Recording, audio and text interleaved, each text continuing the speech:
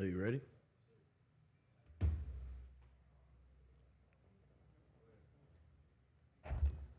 Just cue me when it's time. Good to go? We live? Yeah. Oh, shit. Oh, shit. All right. What's up with everybody, man?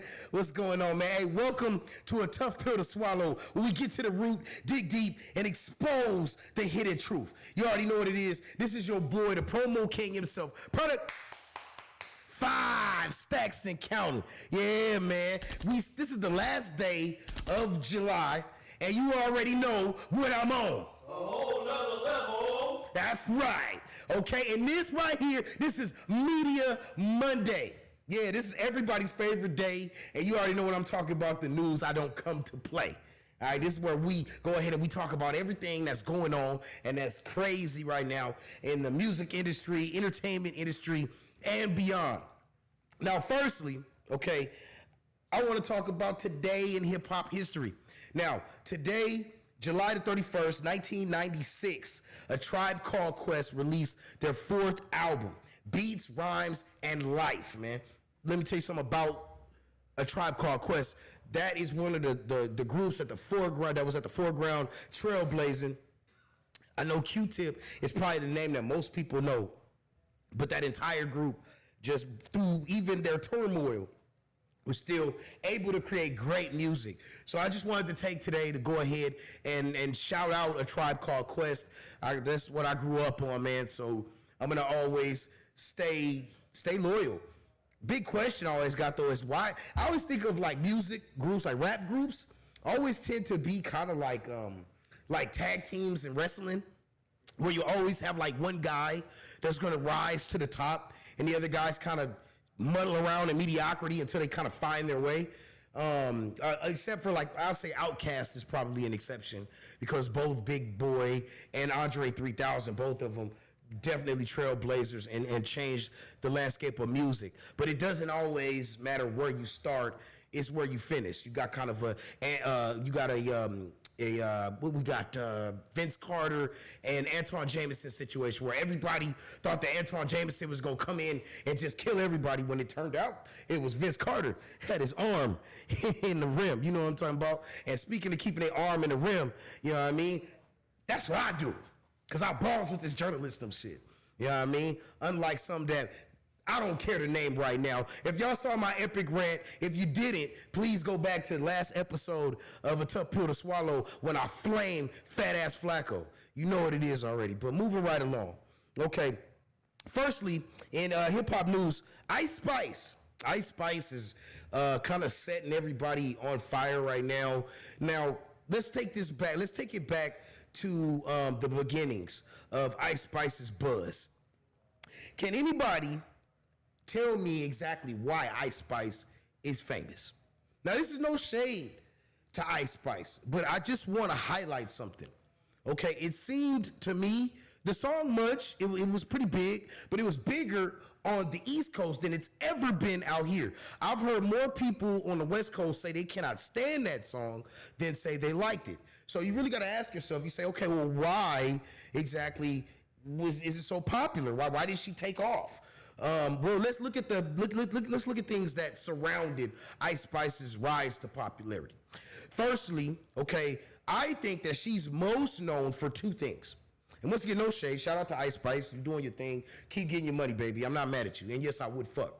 But I'm just saying, my thing is that number 1, you got the fact that she got flown out by Drake.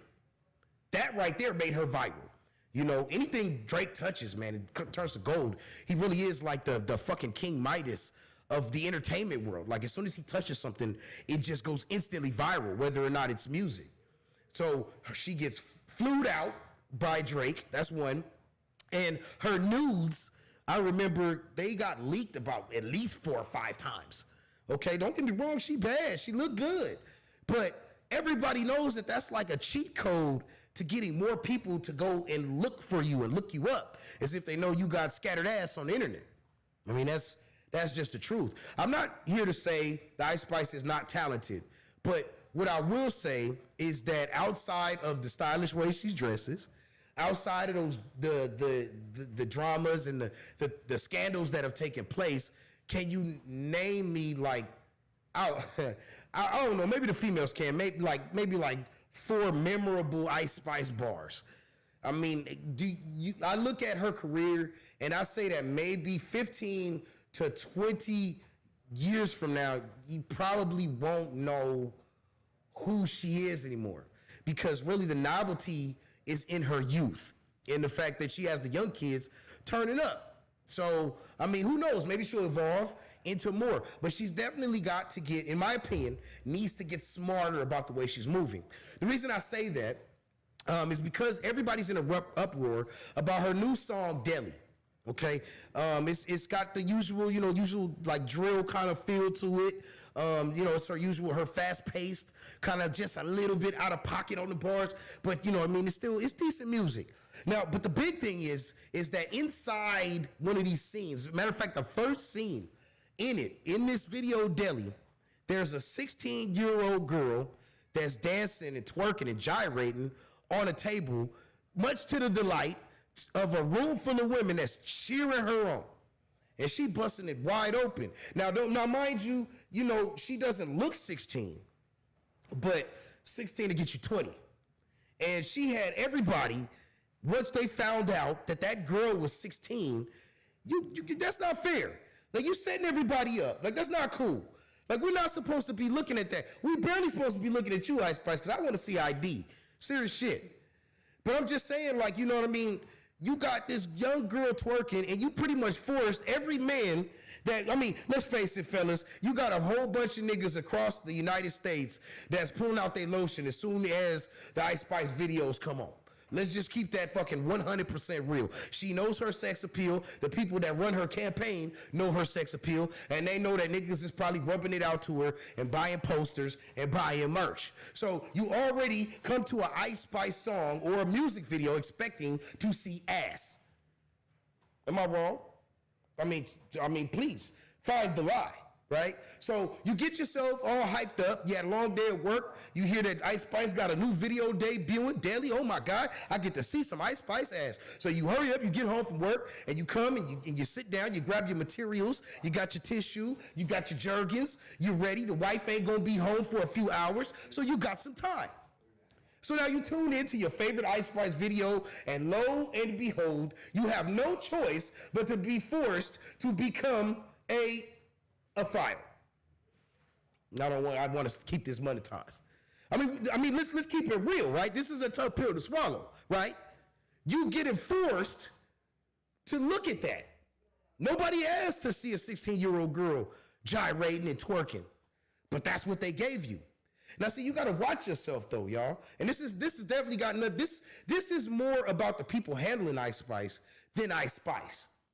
Let's not get this twisted. This is not about the artist, because believe you me when I tell you, in the entertainment industry, they vet you a great deal, because they need to make sure lawsuits are a thing.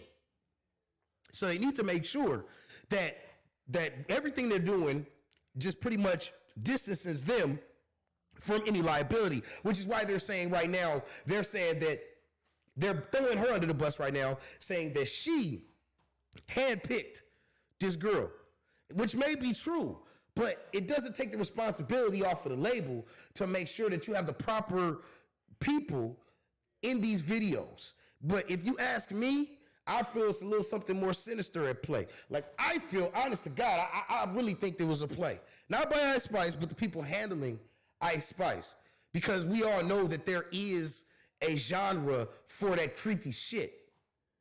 So if you can get those weirdos that like that kind of corn to come and check it all out, you can always have them tuning in, because, hey, Ice Spice looks like a few years away from 16. So you can imagine them getting their jollies off of that.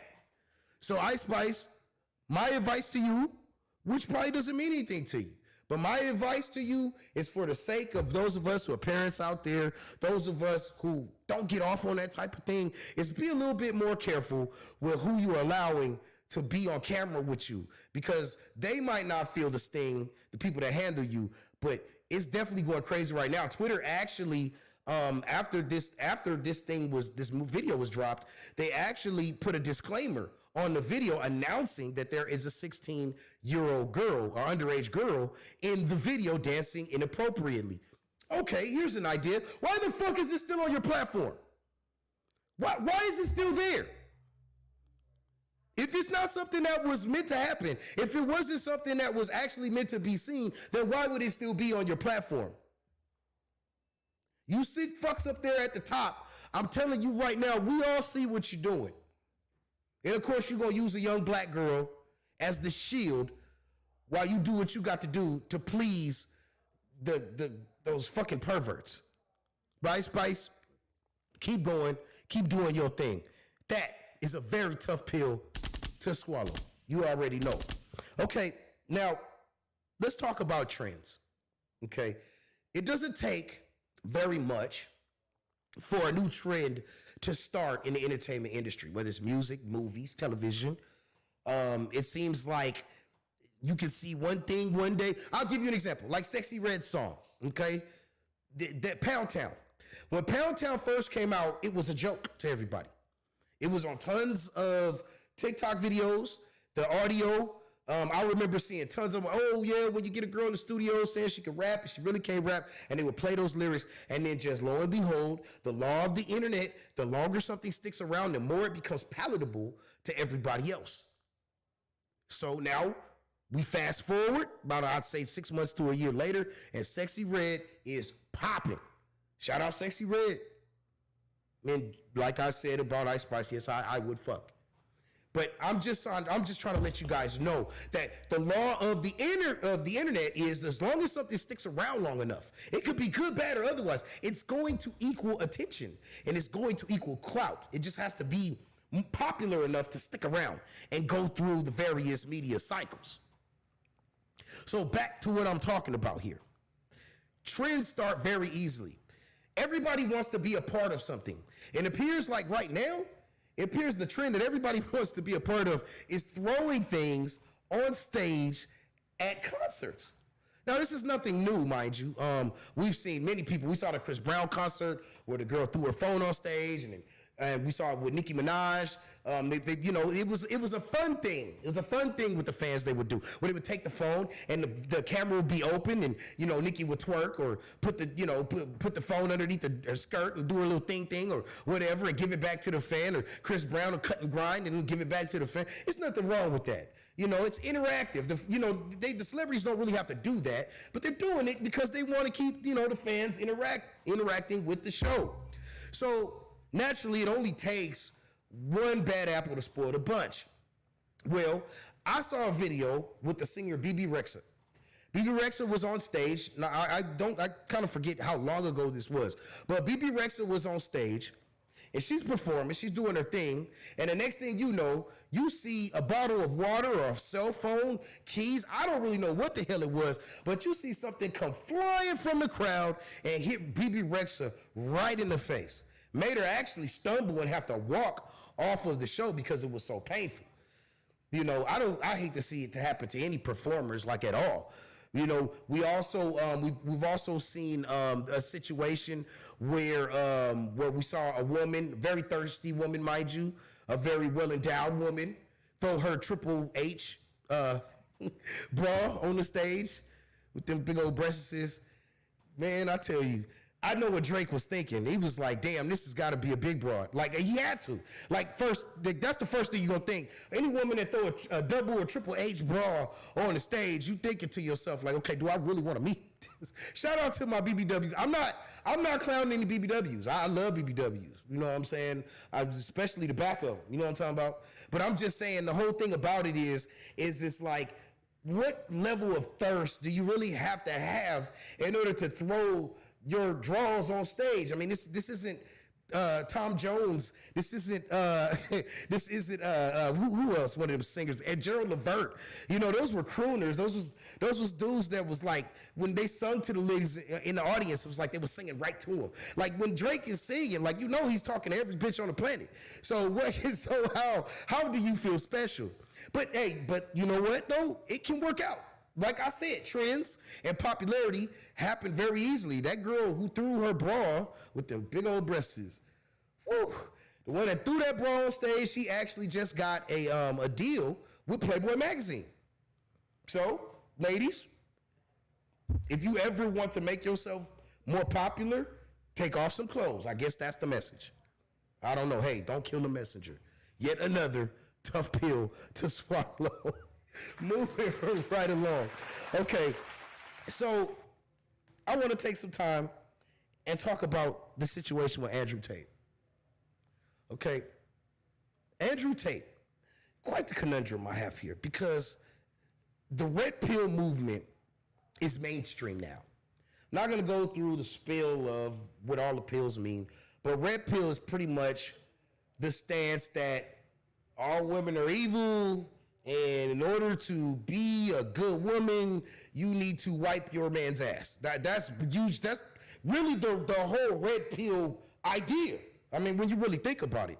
I personally, listen, I like to fashion myself like it kind of in the middle, a little bit of every pill, you know, because I do believe that women need to carry themselves, particularly my black queens, got to carry themselves better in the mainstream with all of this tooting their ass up.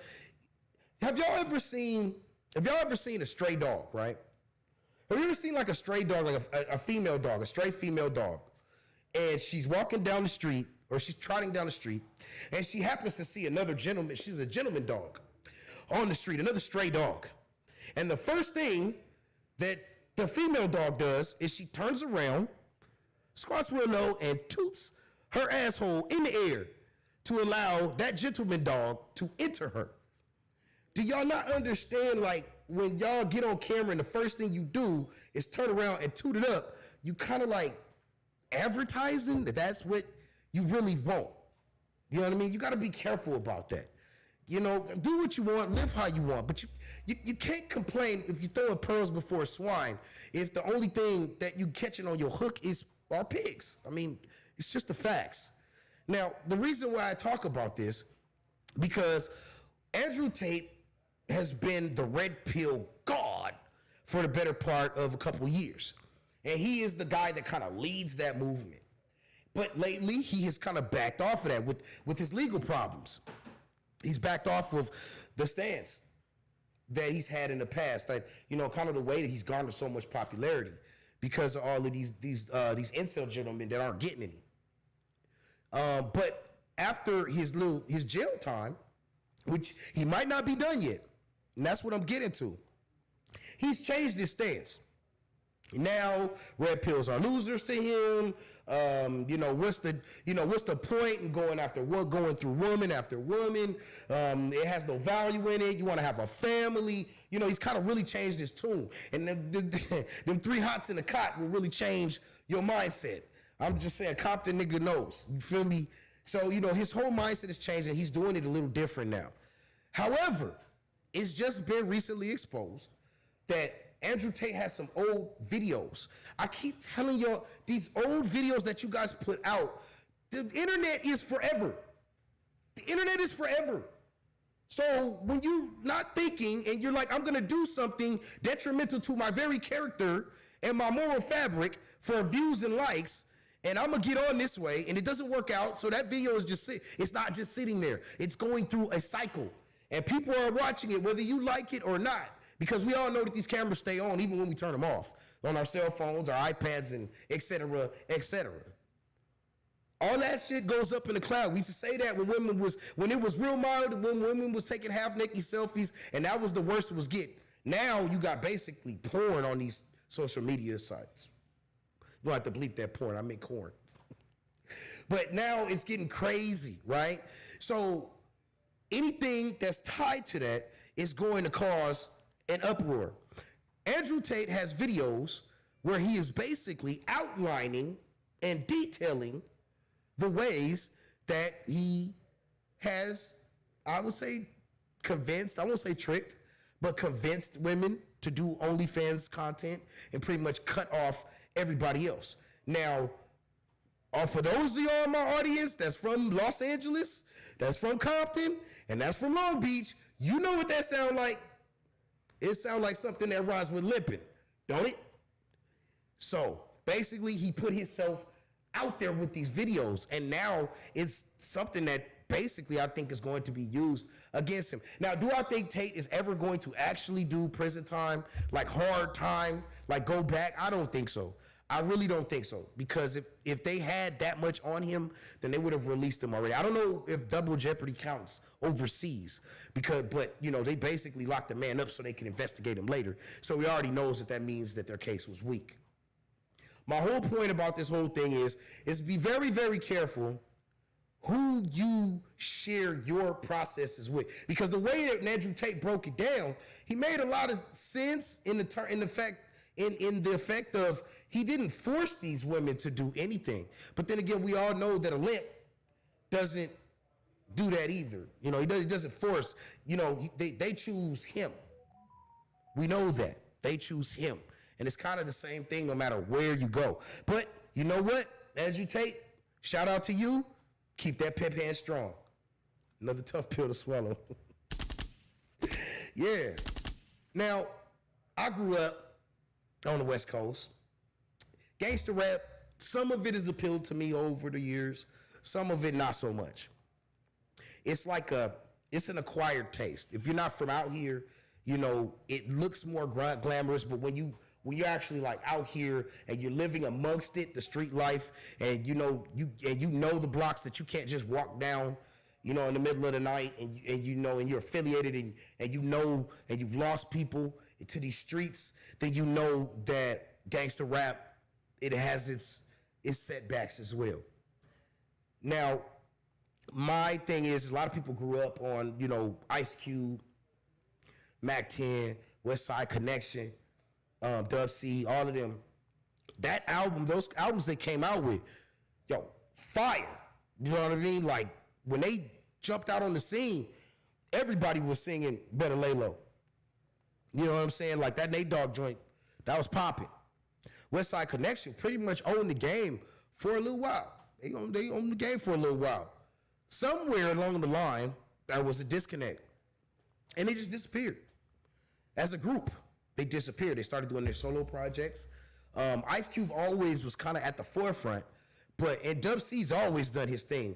But I guess you could say the cream of the crop out the three was Mac 10 and Ice Cube. Ice Cube just because he was the founder, and Mac 10, I feel that was like, his platform to show everybody that he could really spit. Now, don't mind you, all three can spit. But if I had to choose 1, 2, and 3, it would be Ice Cube, Mac 10, and then Dub C. And I know a lot of people that put Mac 10 in that number 1 slot. Rightfully so, in a lot of ways, because he cold. Somewhere along the line, there was a disconnect, and they just stopped doing music together. Now, we fast forward now to 2023, and it's now starting to come out based on, there was an interview that Ice Cube just recently did, and they asked him, with Charlamagne, I believe it was Charlamagne, that asked him, they said, why does the Westside Connection hook back up? Why don't they make it happen? I mean, y'all had everybody crip walking. And Ice Cube said, I don't want to do another Westside Connection. And I don't think it's probably not going to happen. Now, when I heard that response, I was like, well, shit, let me do some digging. Because you know what we do at A Tough Pill to Swallow. We dig deep to the root, and we expose the truth. So, doing a little digging, little investigation, little journalism, find out Cube's wife has a brother, which would be Ice Cube's brother-in-law, of course. There is a story that her brother-in-law made a diss song about Mac 10. Long time ago. Mac 10 has gone on record saying that he told Cube, shut it down. Let him know, shut it down, shut it down, shut it down. Did it happen? Now, this is the alleged story from what I've dug up here. That basically, it didn't stop. Mac 10, possibly his peoples, allegedly, K that nigga the beats, meaning the brother-in-law. So you know how that friction begins. Brother-in-law catches a case of the beats. Wifey tells hubby, you can't fuck with him no more. who you gonna listen to? Cube has already said time and time again he love his wife, he love his family, and that's what's always gonna come first, rightfully so. I'm not taking nothing from that man for making a decision that he made. But however, if that is the story and the reason that they cannot get along anymore or they can't do music or business anymore, I give just as much right to Mac 10 to have to handle his business the way that he had to. That's just how I feel about it. Because if I warned you and I told you, tell that nigga to take that song down or tell that nigga to apologize for his disrespect, and I say it multiple times and nothing happens, okay, now we got to handle this a different way. And the way that I see, I feel like it was still handled mildly because we all know how it go down out here on the West Coast. So the fact that there was family ties there and friendship ties there, that made the difference because I know a lot of different ways that could have went sideways. So I'm going to say, listen, big ups to Mac 10 and to Ice Cube for making their decisions and standing on business. And let's hope, man, that one of these days they can sit down at the table, break bread, and they can come together because I tell you, Westside Connection was dominant in their day. They really were. You know what I mean? And shout out to Dub C because he don't get enough love because he cold too. But shout out to Westside Connection. Suki, come here, baby. Come here. I don't got no cookies and juice. I got some lip gloss and yaki here. Come sit down for a second. Let me talk to you. Listen, Suki, I understand that you, it's come to my attention that you got the opportunity to sit down with Dr. UMAR Johnson. And I think it's amazing. I think it's dope. It's clearly a sign that you want to turn a corner in your life. I mean, you go from making albums about sucking dick for money to niggas showing you dick during podcasts, and it don't feel so good. Niggas shoving their tongue down your throat on national TV, it don't feel so good. And I understand these niggas have been violating you, Suki. They have been violating you, and you don't deserve that behavior, or that you don't deserve that. And, you know, a lot of people are going to say that you invited that behavior, but you listen, you still deserve respect as a human being. And I don't have a problem with you trying to turn the corner. But can I just share something with you really quick, Suki? Dr. Umar Johnson is just as, we don't, those of us at a certain level, we really, in the black community, we don't really fuck with him. You know that, right? We still waiting on that school, Suki. We still waiting on the school. The man, Umar, ain't really produced. I guess you could say he's a high-value male. I mean, he is a high earner. Definitely has respect for himself. But, however, I mean, listen, anybody in the public eye that shows you that, it's always going to be a little different off camera. So whatever conversations you guys have within the public eye, there's a certain, not fakeness, but there's a certain facade to it. Because there's no way that how he's going to talk to you now, and if you guys get in a relationship, he's going to talk to you the same way. There's no way. That's two different levels to that. More power to y'all if you guys can bring it together, but I'm going to keep it real with you just based off of the comments that Umar made before he met you. I don't think it's going to advance because you have to do a complete 360 in your life to deal with a man like that, and not because he's the salt of the earth and he's this and he's that, but simply because a lot of women are going to hate you for dealing with that man because they feel they can do better, because they feel they from better backgrounds. So if you tired of experiencing hate right now, prepare yourself, because if you and Umar actually start dating, if you guys actually become an item, when I tell you them Hotep women is coming out the woodworks for you, it's going to go crazy. And I can't really imagine you with with all that goodness all covered up anyway, baby. Come on, man. Suki, look, you don't have to completely change who the fuck you are. You know what I mean? What you can do, however, is you can just move a little smarter. You have the money now. You have the resources. You go, even say what you want about Sexy Red, but she over here opening up her businesses, doing her thing. Megan Thee Stallion did the same thing. These ladies know that their business is sex appeal. But they also know, just like Nicki Minaj figured it out too. At a certain point, you have to diversify. You got to get out that lane because you will get typecast like an actor. You'll always be typecast as a whole. And if that's not the image you want, then pull the ripcord, jump out the plane. You still got time. Moving right along. Now it's time for me, 5 stacks, to upgrade your lifestyle. This is where I talk about a content creation tool or a website, something that can assist you.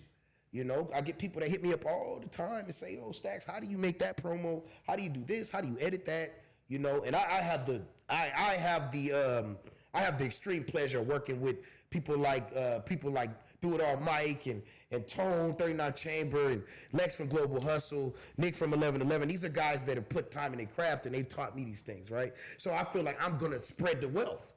All right, so you paying attention? All right, so today's Level Up Your Lifestyle is TooShort.ai.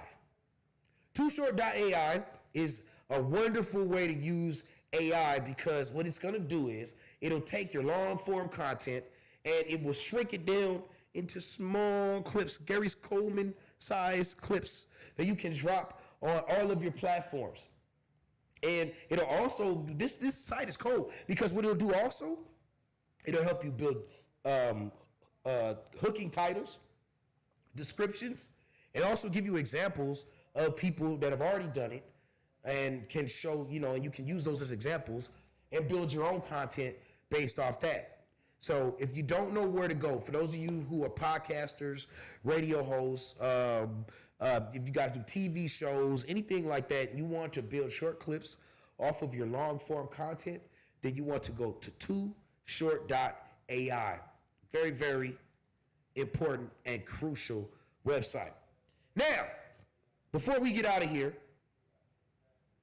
I've got a word of the day for y'all. That's right, words to live by. I hope y'all ready. This is a doozy right here. Now, it's 2 words, but in a dictionary, it's actually 1 word. The word is Felix culpa. That's right, Felix culpa. What the hell is Felix culpa? Well, it is an apparent error or disaster with happy consequences. All right? I think y'all know where I'm going with this, right? So I always put in a sentence for you guys. I always break it down in a way that I know my audience can take it in and absorb it and make sure use it in your everyday life, right? So the sentence is, when she friend zoned me, I was upset. But the fact I had her thotty sister's number in my phone too was my Felix culpa. There it is. All right? Words to live by. Use that. Overuse it, all right? Expand your mind, all right? Hey, and before I get out of here, make sure you tap in with me. August the 5th, I will be hosting an event, man, for DPG, okay? It's going crazy, all right? Lady Michelle, Osama, Compton AV, Godmother of Funk, a whole list of crazy acts and artists are going to be there, hosted by yours truly. You already know what it is. Okay, make sure if you want to send me clips, if you want to just communicate with your boy, make sure to email me at Cali'sFinestRadio1@gmail.com. That's Cali'sFinestRadio1@gmail.com. Tap in with me every week, Mondays, Wednesdays, Thursdays, and now Fridays for the promo play-by-play. All right, we going viral. We see appreciate all the subscribers that have been trickling in. They're starting to watch the content. They're starting to vibe with us. Stick around. This is only going to get bigger. It's only going to get better. So says the promo king. All right. So listen, this has been a tough pill to swallow, and never forget that the toughest pill to swallow is always, always, always going to contain the truth. All right. It's up. It's stuck. It ain't never coming down. We up out of here. West Coast.